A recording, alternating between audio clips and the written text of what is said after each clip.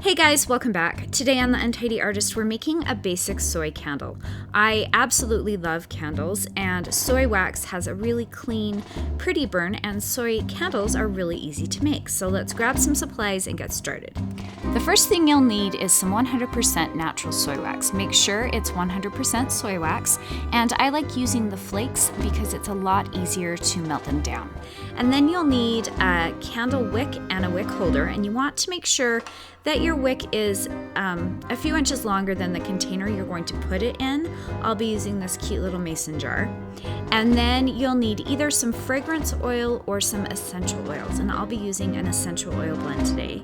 You'll need a cup to melt it in, and I like to use this Pyrex measuring cup because it has the little pour spout on it. And I'll need a 1 cup measuring cup and a spoon to stir things with, and my glue gun set on low. Okay, the first thing we're going to do is create our candle wick in the little wick holder. Now you can buy these already hooked together. I bought a whole bunch of the candle wick and just decided to put my own together. So you'll need these little wick bases, and you'll slide the wick into the base and crimp the little middle part, holding the wick right in the middle there. So I just take some flat nose pliers and just gently crimp it, and it holds the wick in place. Now you can already buy them like this, but like I said, because I was making a lot of candles, I just thought it would be easier to put my own together. Now the next step is we're getting our container ready.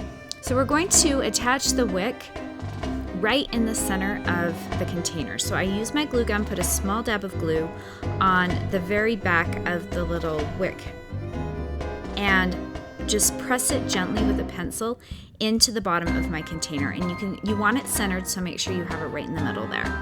Then you can either do this next part in the microwave. I'll be using a double boiler, so I just took a small pan, put some water in it, and started it boiling. And I'm going to measure out 2 cups of my soy wax flakes. Now once this melts down, I will have 1 cup of melted wax. And because my container is 1 cup or 8 ounces, it will fit perfectly. So a good rule of thumb is that you'll need double the amount of unmelted wax flakes to get the amount of wax you'll need for your candle. So because I'm using a 1 cup container to put my candle in, I will need 2 cups of the unmelted wax flakes, and it will melt down to 1 cup. And then I just gently hold it and stir it over my simmering pot of water, and you want it to gently melt. You don't want it to get too hot. And once they have melted down and your wax is clear, it's time to add your fragrance. Now I'll be using essential oils to add some fragrance to my candle. I'll be using a total of about 20 to 30 drops. I'm doing about 10 drops of the lavender, about 5 drops of my Roman chamomile, and another 5 drops of the geranium. And this is a really nice, relaxing blend. If you decide that you want to use a fragrance oil, you'll want to check on the directions of the fragrance oil to see how much to add.